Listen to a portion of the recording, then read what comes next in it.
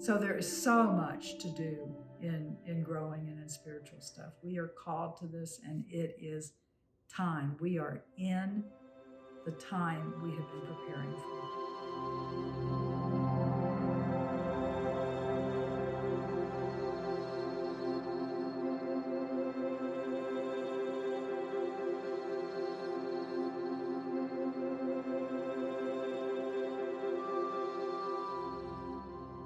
And, Amma has said, if somebody asked you, who do you think you are? Well, for me, if you ask that, well, I'm Cathy Chapman. I'm love incarnate. I'm the power and presence of God as you are. One of the things that Amma has said, and maybe it's been from the time that she started channeling, is she says, you are love incarnate. And she says, you were created from love. And you are incarnated, which makes you love incarnate. You are the power and presence of God. And I've had some people that have a hard time with that. And as Amma described it after some people had trouble with it, says, people need a human example of what being God is. They need to have that example. That's why we have people like Yeshua, Buddha. That's why we have people that have incarnated and do things in their life. And so, because I happen to know Yeshua the best. So in the Christian tradition, Jesus says, by your fruits you will know them. And the fruits of healing are there. And so be in your heart. Amma teaches something called the heart source. And it's a 7-step process. I'm going to go ahead and go through it right now. And all of you who are listening, go ahead and just follow this. So first focus on the front of your heart chakra. And imagine you're going deep within. Just bring your consciousness, your awareness deep within. Now stay there and take your consciousness to the back of your heart chakra, which is in the back of you, right across from the front of your heart chakra, and go deep within. Now, if you go deep enough, you're going to find yourself, it's kind of like you go through a hallway or an alleyway or a tunnel, and then suddenly you step into this expansive space. And that is your sacred space. Now you're deep within your heart, front and back. Now come around to the front again and go in deep within your 6th chakra, your brow chakra. Okay. And one of the things we learned in the book, Hidden Structures, is that if you go deep enough in there, hiding in there is the violet flame.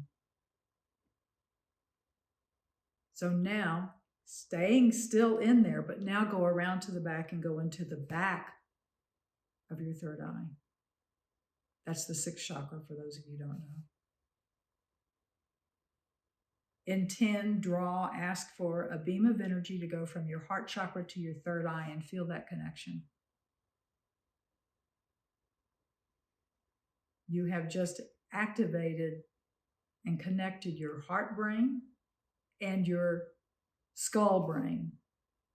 For those who don't know, the scientists have found actual neural tissue in your heart. Now, send that beam of energy straight up to the center of the universe. You don't have to know where it is. It knows where to go. There you go. And now, keeping it there, send that beam of energy straight down to the center of the earth. This is your heart source. And what Amma tells us is that when you're in this, fully in this, you are now grounded above and below. A little paradox there.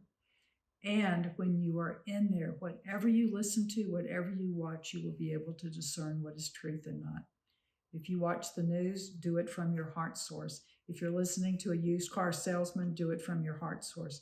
If you're listening to a channel, do it from your heart source. If you're reading a book, any book, do it from your heart source. It will increase your intuition. It will increase your ability to hear messages from spirit, from your angels, from your guide. It will assist you in staying true to yourself. So channel from that space. And that's how I protect myself. The other thing I do to protect myself is one of the very first messages that I channeled, and it's in the first book, Accepting Michael's Sword. So Archangel Michael has a sword that people see in all of the pictures of him. Go into your heart source. Just say heart source. It brings you back there. Call Archangel Michael to be with you.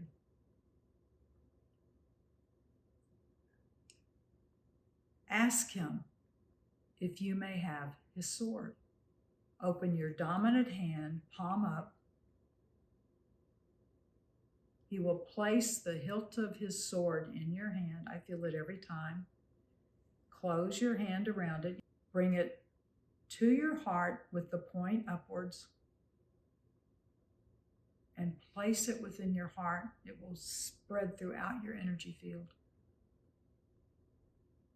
And now all you need to do is say, I am the sword. And this is another layer of protection. And the third layer of protection that I use is one that, is one that most people know about. So the third layer of protection I use is one most people know about. Violet flame. Activate around the 7th layer of my aura.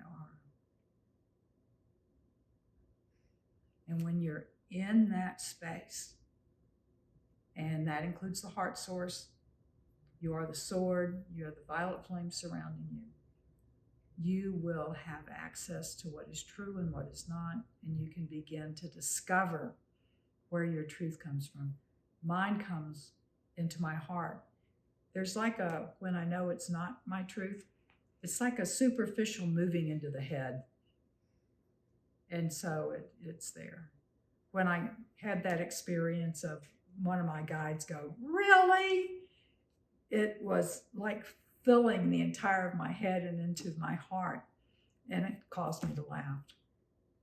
When it was just before Easter, Amma was talking about Yeshua's experience in the garden. So for those of you who are not raised in the Christian tradition, there is something called where Yeshua went into the garden praying because he knew what was coming, and it was his death, and a pretty horrible death. And Jesus pleaded with the Father, whom he called Abba. I don't want to do this. Please take this cup from me. And then Jesus' last thing was, but not my will, but thine be done. And that, in the metaphysical tradition, is the first ray of God, the blue ray of where it is that we follow the will of God.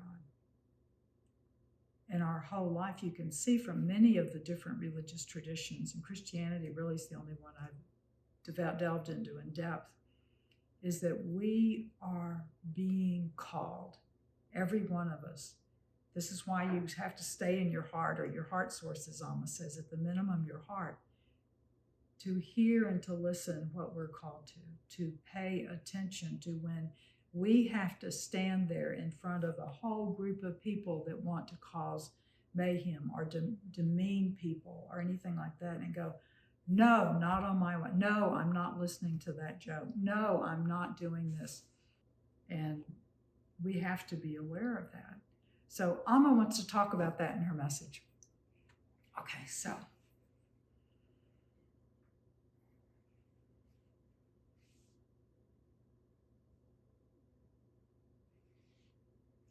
Dear ones, I am Amma, the Divine Mother of the Divine Mothers, and I am your mother. I carry you in my womb. You have been in my womb from the time that you split from the oneness of God to explore life as a separate energy, connected to oneness because we are all one. I have the primary message for you that if you learned this message and lived this message, you will be on the deepest path you can be to knowing who you are as love incarnate.